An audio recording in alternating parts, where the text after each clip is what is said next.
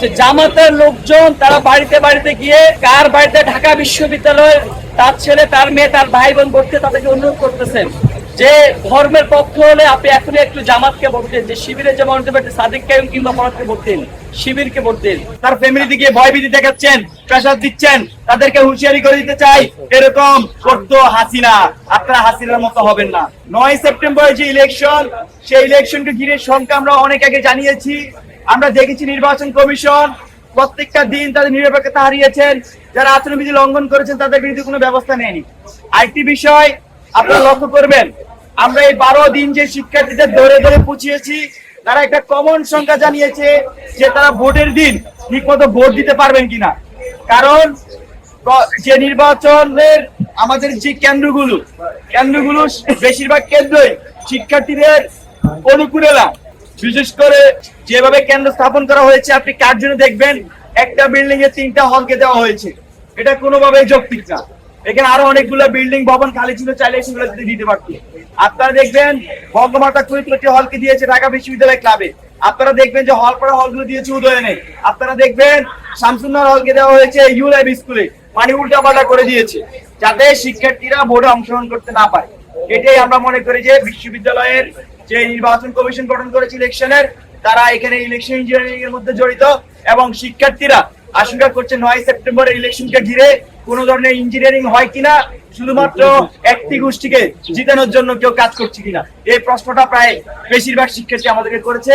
আমাদেরকে তারা বলেছে যে আপনারা ইলেকশনের দিন সজাগ থাকবেন, কারণ এই ক্যাম্পাসকে আমরা দেখেছি কিভাবে কুক্ষিগত করে ফেলেছে ছাত্রলীগ, নতুন করে কেউ কুক্ষিগত করে কিনা এই নজরদারি আপনারা রাখবেন।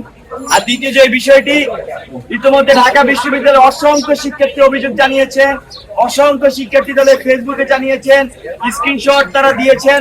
তারা বলছেন যে লোকাল বিএনপি নেতারা তাদের ফ্যামিলিতে গিয়ে প্রেসার দিচ্ছে, লোকাল জামাতের লোকজন যায় ঢাকা বিশ্ববিদ্যালয়ের শিক্ষার্থী পরিবারকে প্রেসার দিচ্ছে যে ছাত্ররা ব্যালটে ভোট দিতে, শিবিরে ব্যালটে ভোট দিতে।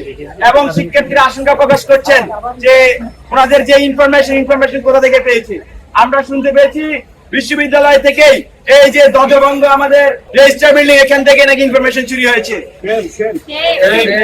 আমি ঢাকা বিশ্ববিদ্যালয়ের প্রশাসনকে এখান থেকে স্পষ্টভাবে বলতে চাই, আপনারা যদি এই বিশ্ববিদ্যালয়কে ঠিক মতো না চালাতে পারেন, শিক্ষার্থীদের সিকিউরিটি না দিতে পারেন, তাদের তথ্য ঠিক মতো রাখতে না পারেন, আপনারা দায়িত্ব ছেড়ে দেন। এইভাবে চলতে থাকলে ঢাকা বিশ্ববিদ্যালয়ের শিক্ষার্থীরা আপনাদের প্রতি যতটা হতাশ হয়েছে, সব মিলিয়ে তারা পুরোপুরি মুখ ফিরিয়ে নিতে বাধ্য হবে। আমরা যারাই এই যে কাজগুলোর সাথে জড়িত, শিক্ষার্থীদের ইনফরমেশন চুরি করে লোকাল বিএনপি, লোকাল জামাত দ্বারা শিক্ষার্থীদেরকে প্রভাবিত করছেন, ফোন দিচ্ছেন, তার ফ্যামিলি দিকে ভয়ভীতি দেখাচ্ছেন, প্রেসার দিচ্ছেন, তাদেরকে হুঁশিয়ারি করে দিতে চাই এরকম করতো হাসিনা। আপনারা হাসিনার মতো হবেন না। এরকম করতো ছাত্রলীগ, আপনারা ছাত্রলীগের মতো হবেন না। এই ঢাকা বিশ্ববিদ্যালয়ের শিক্ষার্থীরা জানে তার যোগ্য প্রতিনিধিকে।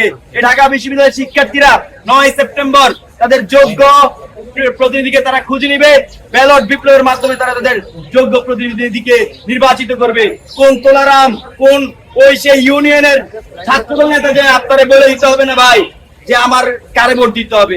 আপনি জানেন না যে ওই মেয়ে বা আমার মেয়ে বন্ধু, আমার ছেলে বন্ধু কোন স্ট্রাগলের মধ্যে দিয়ে ঢাকা বিশ্ববিদ্যালয় বড় হচ্ছে। আপনি ইউনিয়ন ছাত্রদলের সভাপতি হতে পারেন, কিন্তু আপনি যে ভোট দেওয়ার জন্য প্রেসার করেন না।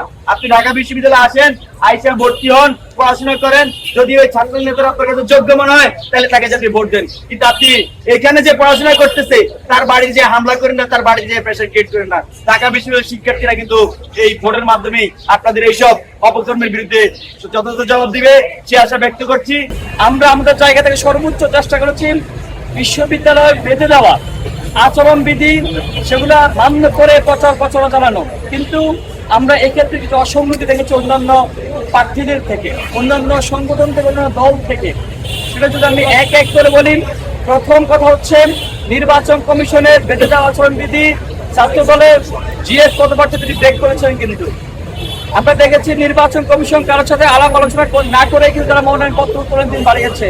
আমরা দেখেছি ব্যালট পেস্ট যারা টানিয়েছে সেগুলো তারা উঠান দেয়। নির্বাচন কমিশন বারবার করে তাদেরকে নির্দেশনা দেওয়ার পরেও পরে আমরা কি দেখেছি, এই নতুন নির্বাচন কমিশন নিজে গিয়ে পিস্টুলগুলো তারা নিজেরা তুলেছেন।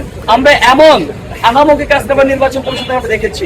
আমরা এর বাইরে সবচেয়ে বড় যে অসুবিধা আমরা দেখেছি প্রথম দিন থেকে যে জামাতের লোকজন তারা বাড়িতে বাড়িতে গিয়ে কার বাড়িতে ঢাকা বিশ্ববিদ্যালয়ের তার ছেলে তার মেয়ে তার ভাই বোন ভোট দিয়ে তাদেরকে অনুরোধ করতেছেন যে ধর্মের পক্ষ হলে আপনি এখনই একটু জামাতকে ভোট দিন, যে শিবিরে যেমন সাদিক কায়ুম কিংবা ফরাদকে ভোট দিন, শিবিরকে ভোট দিন। আমরা দেখেছি জামাত কিংবা শিবির তাদের প্রতিষ্ঠানগুলো কিভাবে কাজে লাগিয়ে শিক্ষার্থীকে ইনফ্লুয়েন্স করতেছে।